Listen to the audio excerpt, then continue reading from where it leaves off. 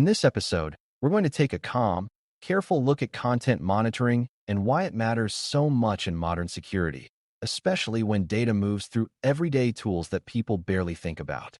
Content monitoring is the practice of observing and controlling how sensitive information is created, shared, stored, and transmitted, and it becomes critical because the most damaging incidents are often not flashy hacks but quiet leaks. A spreadsheet attached to an email, a file uploaded to a personal cloud account, a screenshot pasted into a chat, or a document posted in the wrong social channel can expose more than a technical exploit ever would. The challenge is that people need to communicate to do their work, and organizations need visibility without turning communication into an impossible obstacle course. The focus today is building a content monitoring approach using data loss prevention, DLP, across four major pathways where data commonly escapes: email, web, data repositories, and social media. The goal is to understand what DLP can do, what it cannot do, and how to architect it so it reduces real risk while staying usable and consistent. Before we continue, a quick note. This audio course is a companion to our course companion books. The first book is about the exam and provides detailed information on how to pass it best. The second book is a Kindle-only ebook that contains 1,000 flashcards that can be used on your mobile device or Kindle. Check them both out at cyberauthor.me in the Bare Metal Study Guide series. A strong place to begin is by defining what DLP actually means at a practical level, because beginners sometimes interpret it as a single tool that magically stops leaks. DLP is a set of controls and detection methods designed to identify sensitive content and then apply actions such as alerting, blocking, quarantining, or guiding users to safer behavior. The keyword is content, meaning DLP is not primarily about who is connecting to a system, but about what information is being moved. Content can be detected through patterns, such as recognizable formats for account numbers, personal identifiers, or keywords, and through context, such as file labels, repository location, or user role. DLP also often relies on policies that specify where certain content is allowed to go and where it is not, like allowing internal sharing but restricting external transmission. A common misunderstanding is assuming DLP is only about stopping malicious insiders, but most DLP value comes from preventing accidental exposure and reducing the impact of compromised accounts. Another misunderstanding is thinking that DLP makes data safe everywhere, when in reality it is a boundary control that works best when the data's pathways are understood and limited. Before you can monitor content effectively, you need a clear sense of what content is sensitive and why, because DLP policies depend on knowing what you are trying to protect. Sensitive content often includes personal data, financial data, health-related data, authentication secrets, internal business plans, and customer information. But sensitivity can also come from combinations of fields that become identifying when joined together. Beginners sometimes expect a single label like confidential to solve this. Yet real environments have many kinds of sensitivity, and different kinds require different handling. If you classify too broadly, your DLP rules will trigger constantly, and users will learn to ignore warnings or complain until policies are weakened. If you classify too narrowly, you will miss the content that causes the most harm when it leaks. A durable architecture uses classification as a living concept that evolves with the business, and it ties classification to concrete handling expectations, such as where data may be stored, who may receive it, and whether it can be shared externally. This foundation also supports consistency across channels, because the same sensitive content may appear in email, web uploads, shared drives, and social posts. When classification is clear, monitoring becomes purposeful rather than reactive.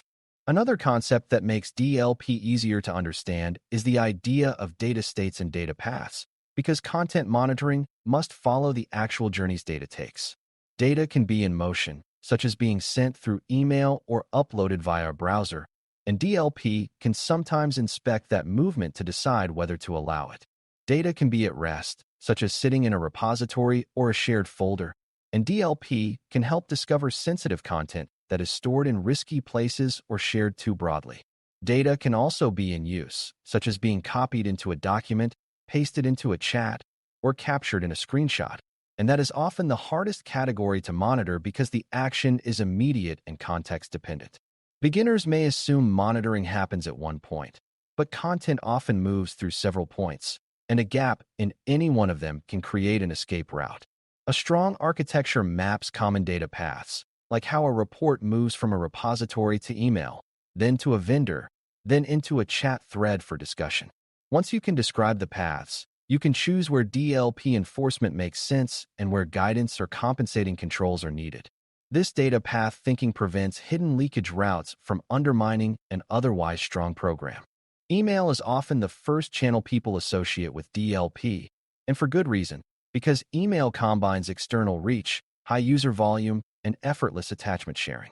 Email DLP commonly looks for sensitive content in message bodies and attachments, then applies actions like warning the sender, requiring confirmation, encrypting the message, or blocking the send.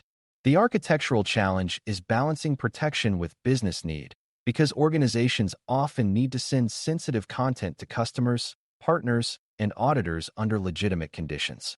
That means email DLP policies must be specific about when external sending is allowed, who can do it, and what safeguards must be present.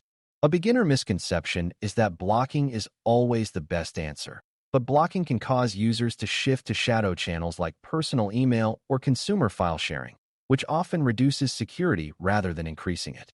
A more resilient design uses graduated controls, where low-risk situations produce warnings and education, while higher-risk situations trigger stronger actions like quarantine or escalation.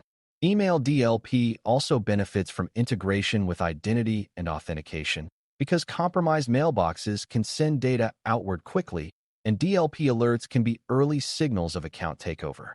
When email DLP is designed with both usability and threat reality in mind, it becomes a strong boundary without becoming a constant friction point. Web channels matter because browsers have become universal tools for moving data, whether users realize it or not. Web DLP focuses on content leaving the organization through uploads, form submissions, copy and paste into web apps, and transfers to external storage platforms.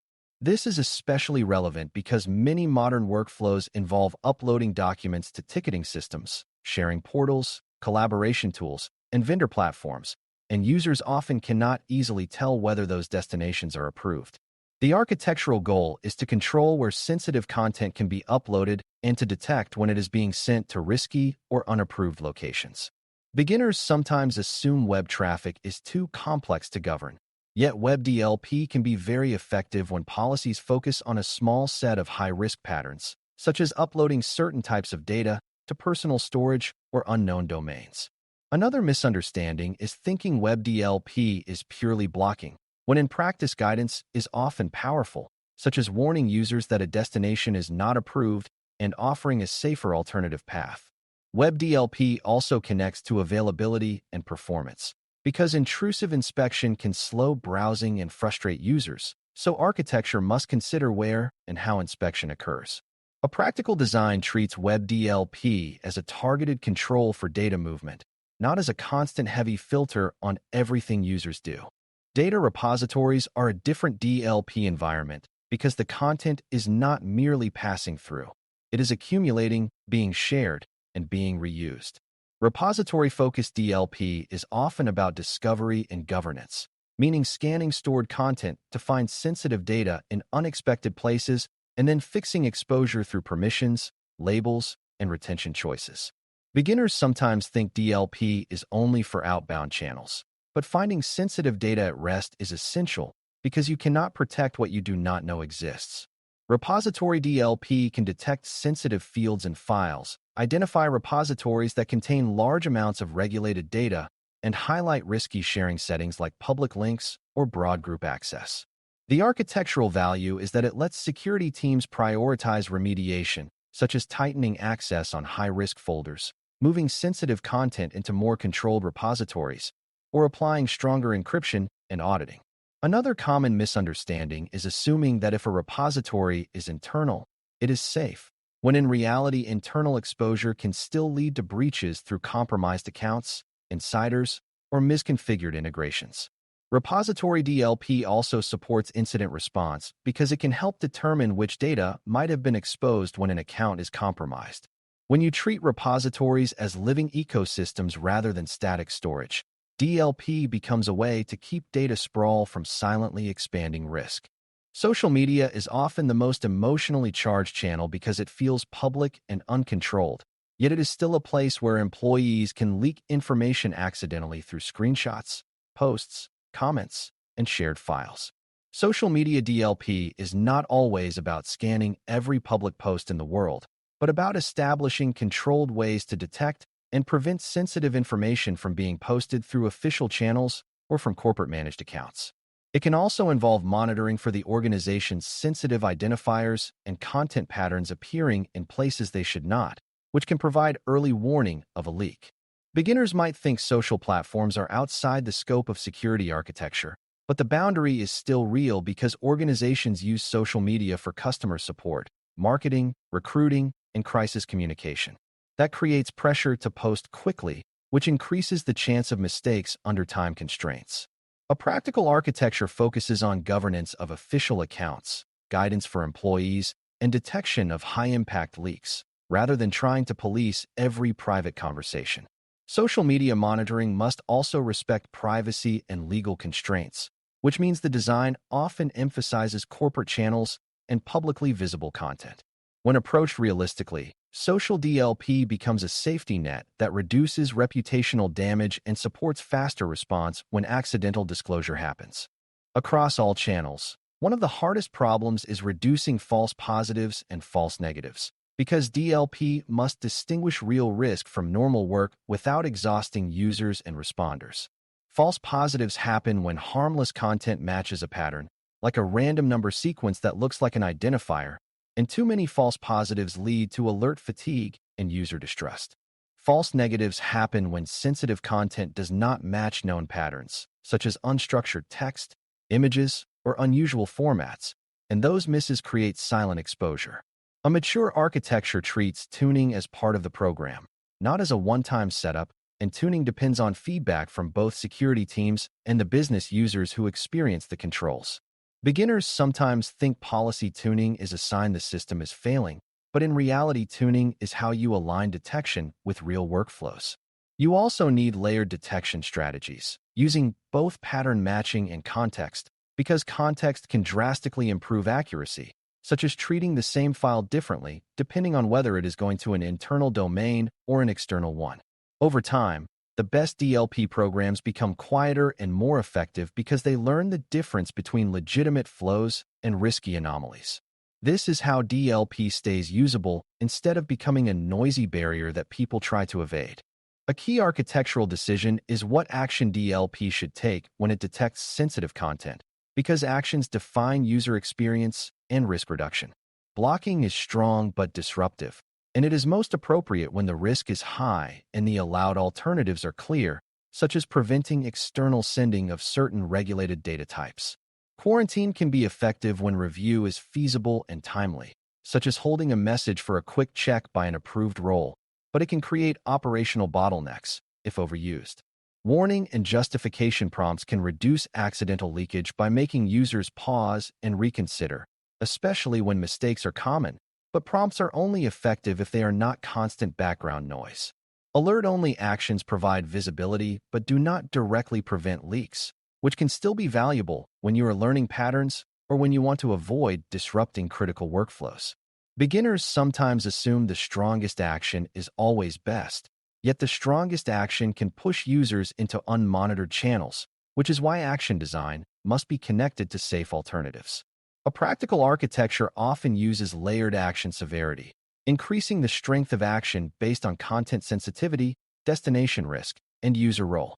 When actions are designed deliberately, DLP becomes both a control and a teaching tool rather than a constant punishment system.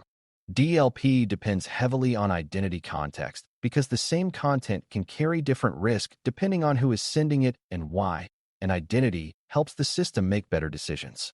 For example, a finance team might legitimately send certain documents to approved external auditors, while the same document sent by an unrelated user could be a sign of compromise or misuse. Identity context also supports accountability because DLP events should be traceable to users or services, and that traceability helps both investigation and improvement. Beginners often focus on content patterns alone, but patterns without context lead to overly broad policies and too much noise. A durable design integrates DLP with role definitions, group memberships, and trusted workflows so that legitimate use cases are recognized and protected.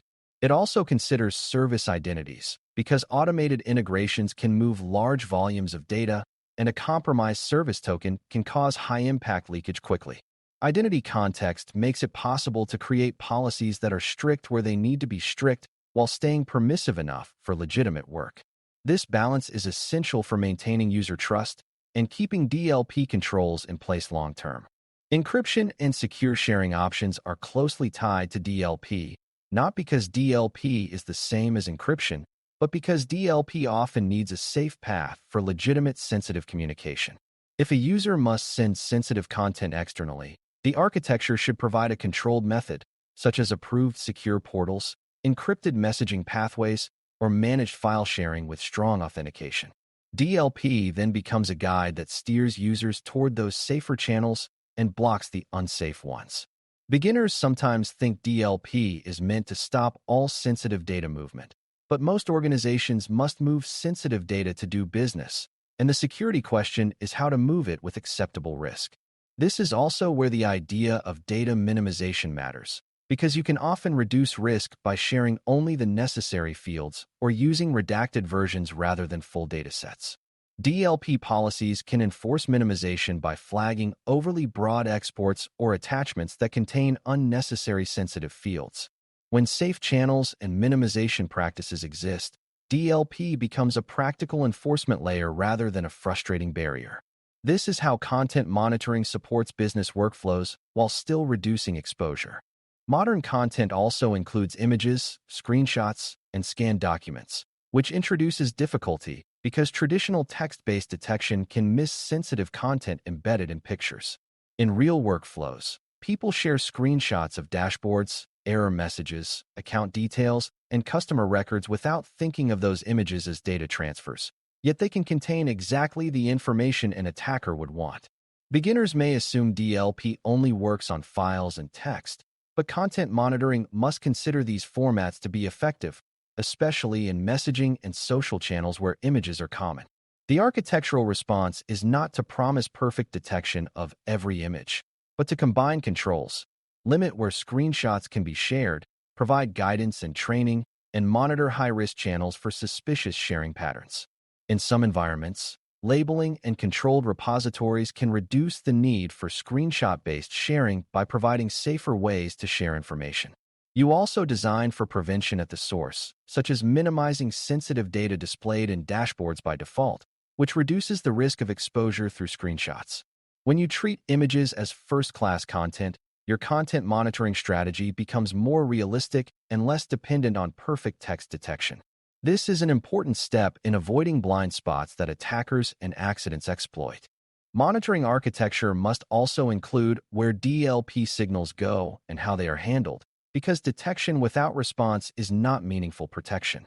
DLP events should feed into a central monitoring and triage process where they can be prioritized based on content sensitivity, destination, user role, and historical behavior.